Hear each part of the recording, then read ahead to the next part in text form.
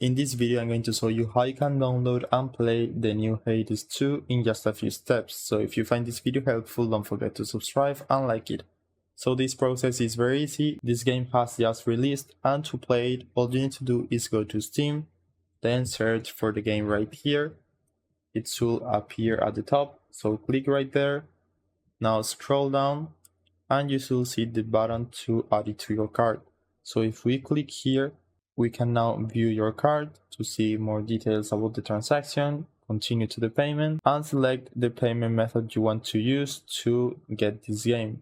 So we can use PayPal, your credit card, your Steam wallet balance if you have any.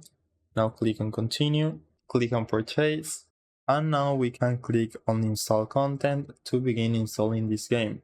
So select the drive where you want to download it, click right here, and if we click this progress bar at the bottom, we can see more details about the download, and we can even see the estimated time remaining, which in my case it's around 20 minutes, but this will depend on your internet speed.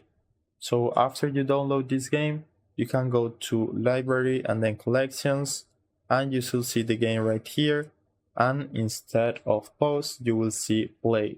So you can just click the play button and start playing. So that's it. I hope it was helpful and thanks for watching.